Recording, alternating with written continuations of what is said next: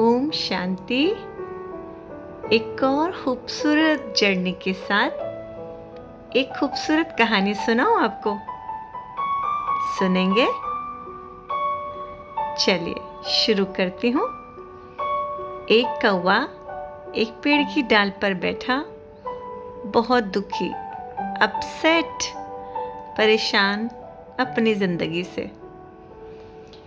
तो उसने देखा वहाँ सामने नदी पर से एक साधु नहाता हुआ वहाँ से गुजरा। कौवा ने सोचा शायद ये साधु मेरी समस्या को दूर कर सके। उसने कहा, साधु महाराज, मैं अपने जीवन से बहुत दुखी हूँ। मेरा रंग कितना काला है, मुझे कोई पसंद नहीं करता।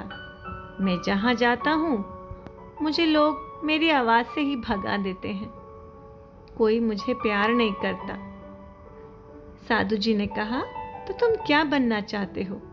उसने कहा, मुझे हंस बना दीजिए। हंस कितना खूबसूरत दिखता है और शांति का प्रतीक भी माना जाता है। तो साधु जी ने कहा, ठीक है, मैं बना तो सकता हूँ, तुम हंस से जाके मिल के आओ।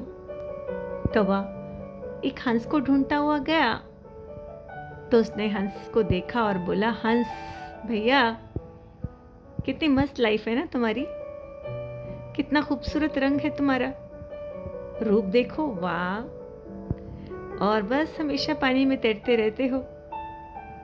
क्या मजे में जिंदगी है ना तुम्हारी। पता है हंस ने क्या कहा?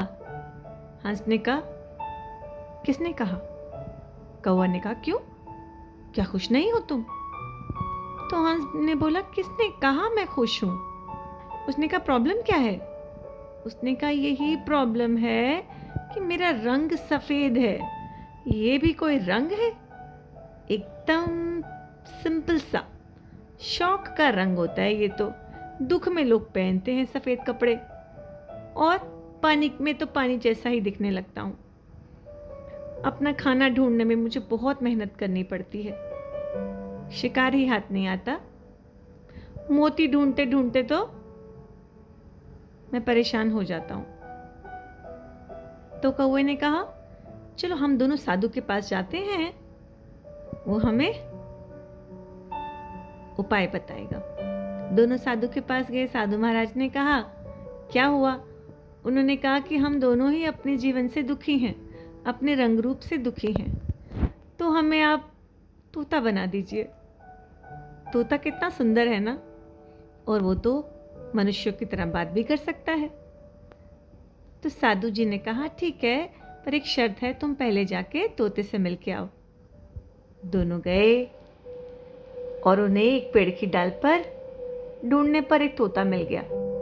तो उन दोनों ने कहा, वाह तोता भैया, क्या मजे तुम्हारे ठाट बाट, क्या खूबसूरत रंग, क्या खूबसूरत चोंच है ना, और तो तुम इंसानों की तरह बात भी कर सकते हो।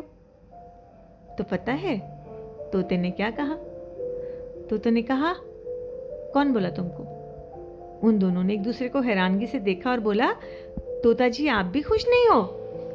उसने कहा, कौन बोला तुमसे मैं खुश हूं? ये भी कोई जिंदगी है?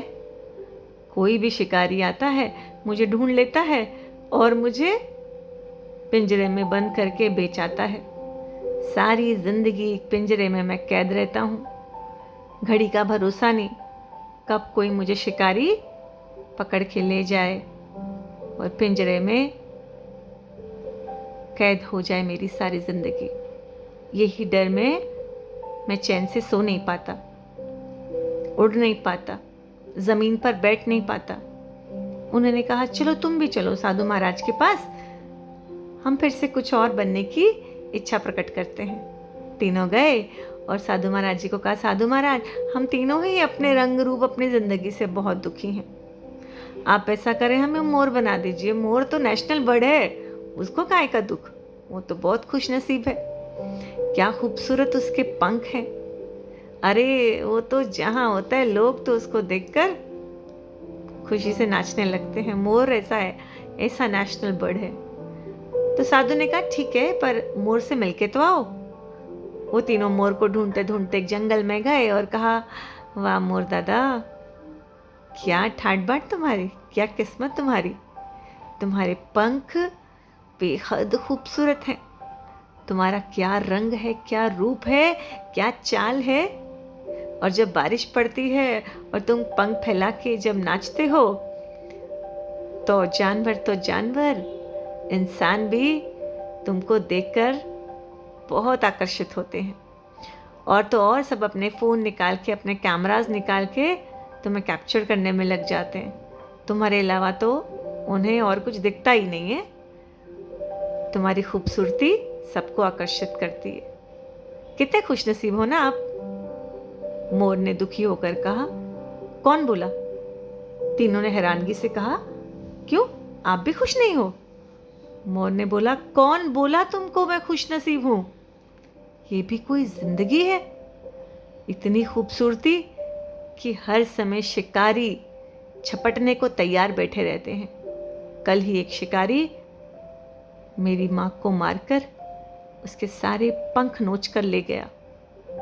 और एक शिकारी तो मेरे भाई को ही, मेरे छोटे से भाई को घायल करके उसे जाकर कहीं बेच आया। अब हर पल मैं इसी डर में जीता हूं कि कभी कोई शिकारी मुझे भी पकड़ के ले जाएगा, मेरी माँ की तरह या तो मेरे पंख नोच कर बेच आएगा या तो मेरे भाई की तरह उसे कहीं किसी अमीर के पास बेच आएगा। मैं बहुत दुखी हूं अपने जीवन से। तो इन तीनों ने कहा, फिर खुश कौन है? तो मोर ने कहा, कौवे से तुम। कौवे ने कहा, मैं? हट, ये भी कोई जिंदगी है?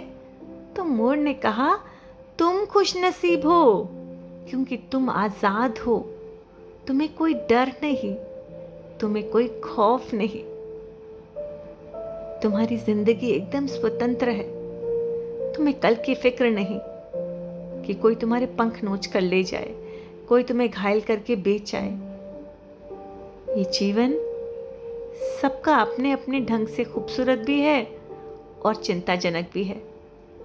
पर खुशनसीब वो है जो संतुष्ट है, जो प्रभु प्रेम में मग्न रहे, जिसे अपने कल की चिंता ना हो, जिसे ये भरोसा हो कि उसका जीवन परमात्मा की छत्र छाया में सुरक्षित है। तो आने वाले कल की उसे फिक्र नहीं। ये कहानी खूबसूरत होने के साथ प्रेरणादायक भी है। अगर आपको पसंद आई हो तो आप इसे लाइक, शेयर और एक छोटा सा कमेंट कर सकते हैं। ओम शांति।